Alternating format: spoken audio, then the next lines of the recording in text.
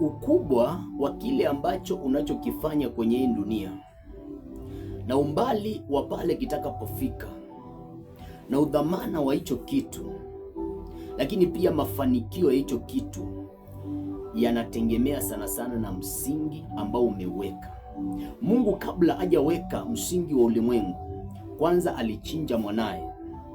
Ndio maana tumesoma kwenye kitabu cha Ufunuo 13 mstari wa 8. Inaongelea kuhusiana na mwanakondoo aliyechinjwa kabla ya kuwekwa kwa misingi ya ulimwengu. Bwana Yesu asifiwe sana. Hiyo nyumba yako umejenga, hayo masomo ambayo umeanzisha, hiyo biashara, hao watoto na hiyo ndoa ambayo umeingia, kabla haujaanzisha, misingi yako ilikuwa ni gani? Maana kuna watu walienda kwa waganga ili wapate watoto. Kuna watu walienda kwa waganga ili waanze biashara. Kuna watu walienda kwa mganga akachinja kuku, akachinja mbuzi. Kwa hivyo ina maana kwamba hiyo ndoa yako, hiyo biashara yako, hicho ambacho ulikianzisha kilianzishwa katika msingi wa damu ya mnyama ambaye alichinjwa na mganga. Kwa hivyo huyu mtoto wako ambaye ulienda kwa mganga akakwambia peleka kuku, na yule kuku akamchinja, ina maana kwamba udhamana wa yule mtoto wako uko katika nguvu ya yule kuku. Bwana Yesu asifiwe sana.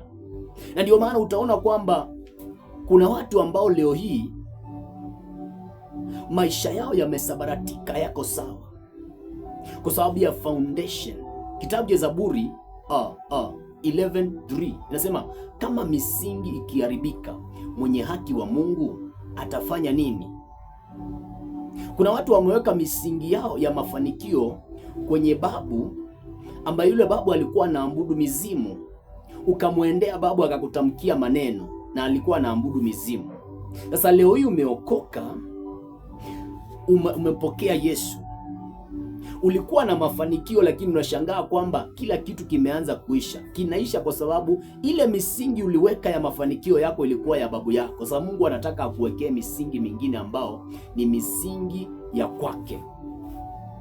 Maandiko yanaongelea kwenye Biblia kuhusiana na mtu ambaye alienda akajenga nyumba katika mchanga ama juu ya changalawe, na mtu mwingine alijenga nyumba yake juu ya jiwe.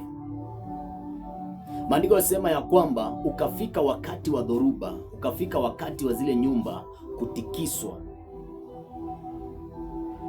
Ile nyumba ambayo ilikuwa imejengwa juu ya mchanga ikawa imeanguka. Udhamana wa nyumba ya mtu ama chochote ambacho unachokiendeleza haupimwi kwenye rangi ama kwenye mapambo ya juu, lakini huo unapimwa ukiangalia msingi. Mungu ili ausimamishe ulimwengu na akuwe anaweza akaokoa watu, ikuwe anaweza akaukontrol kwa namna yote ile, ilibidi kwanza akaweka msingi wa mwanaye, wa damu ya mwanaye Yesu Kristo. Ndio maana maandiko yanasema mwanakondoo aliyechinjwa hata kabla ya kuwekwa kwa misingi ya ulimwengu. Atupimi mafanikio yako kwa vile tunavyokuona leo ama vile tunavyokuona kwa nje, lakini tunaangalia misingi yako inakaaje. Bwana Yesu asifiwe sana. Kwa hivyo jambo la kwanza ama kazi ya kwanza ambayo unafaa kuitumia damu ya Yesu Kristo ni katika kuweka misingi ya chochote kwenye maisha yako kama mwenye haki. Maana hicho kitu kikiharibika, utakuwa unaweza ukamuuliza Mungu, mbona hiki hakiendi sawa? Na Mungu atakisimamisha. Bwana Yesu asifiwe sana. Petro anaambiwa na Yesu ya kwamba juu ya damu juu ya jiwe hili nitalijenga kanisa langu, na malango ya kuzimu hayatalishinda. Kuna wakati malango ya kuzimu yanainukanga ili kushindana na misingi ya kile ambacho umekianzisha. Kuna wakati malango ya kuzimu yanafungukanga ili kwamba yaataki kile ambacho umekianzisha. Na ikitokea kwamba misingi yako haiko sawa, ujue kwamba ndio hivyo, amani imekosekana kwenye kile ambacho unakifanya, furaha inakosekana. Watu wengi wamekosa amani, wamekosa furaha wamekosa upendo kwenye ndoa zao, ni kwa sababu ya foundation ama misingi. Hiyo ndoa yako leo hii imekosa amani, imekosa furaha, imekosa upendo, imekosa utulivu, kwa sababu shetani akiangalia ule msingi ambao mlianza nao, mlianza katika uzinifu. Hiyo biashara yako ambayo unaifanya imeanza kuwa na changamoto na iko karibu katika kuanguka, kwa sababu shetani anapoangalia foundation ya ile biashara anaona kwamba ni misingi anaweza akaitikisa. Lakini kama ukijifundisha kuweka misingi ya kile ambacho unachokifanya katika uwezo na nguvu ya damu Yesu Kristo, ujue kwamba mafanikio yako ni bayana. Bwana Yesu asifiwe sana. Haleluya. Sasa hiyo ni kazi ya kwanza ya damu Yesu Kristo katika kuweka misingi ama kuweka foundation.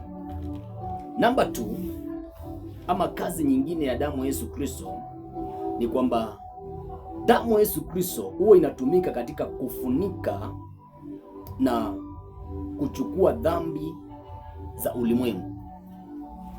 Kisoma kwenye kile kitabu cha Yohana mlango wa 1 na mstari wa 29, maandiko yanasema hivi: tazama mwanakondoo wa Mungu achukuaye dhambi za ulimwengu. Kumbe Yesu kwa damu yake alikuja kuchukua dhambi za ulimwengu. Bwana Yesu asifiwe sana. Lakini pia Yesu alikuja ili kufunika dhambi za ulimwengu. Hapo ndio najua watu wengi hawajanielewa, lakini nataka nisome mstari mmoja kabla sijaeleza kuhusiana na kufunika dhambi za ulimwengu. Kwenye kile kitabu cha Mwanzo mlango wa 3 na mstari wa 21. Baada ya kuwa Adamu na Hawa wametenda dhambi, maandiko yasema ya kwamba walijificha katika uso wa Bwana, wakamkimbia Bwana.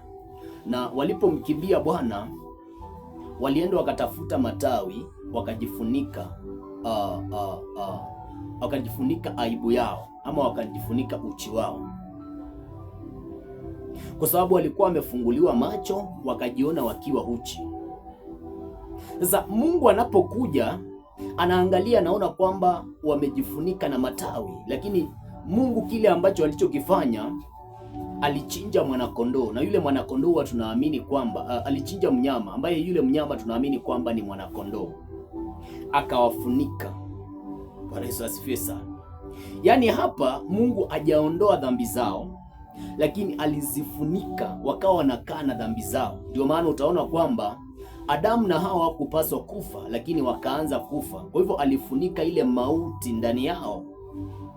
Sasa utanielewa hivi, kwenye kile kitabu cha Matendo ya Mitume 17 mstari wa 30, maandiko yanasema, basi zamani zile za ujinga Mungu alijifanya kwamba azioni. Anasema, lakini sasa anawaomba kila mtu atubu.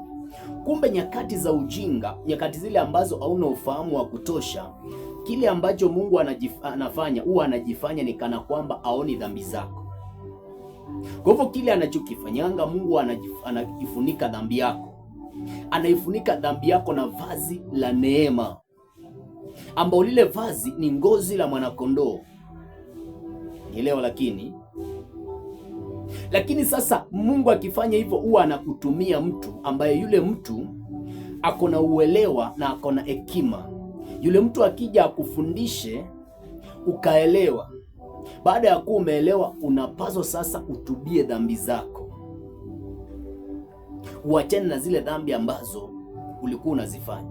Kwa hivyo kuna wakati Mungu atafunika dhambi za mtu kwa sababu yule mtu ana uelewa kutosha, ama yule mtu ana nguvu ya kutosha ya kuondosha ile dhambi. Nielewa. Lakini ndio maana Paulo anamwambia Mungu ya kwamba naomba uniondolee ule mwimba. Mungu akamwambia neema yangu inakutosha. Kumbe neema kuna wakati ikija itafunika kitu ambacho sio kizuri, kwa sababu huyu mtu ana uelewa wa kutosha, ama kwa sababu huyu mtu hajafunguliwa. Ujue kuna watu wamefungwa na dhambi, wamefungwa na laana, na hawajatoka kwenye zile laana.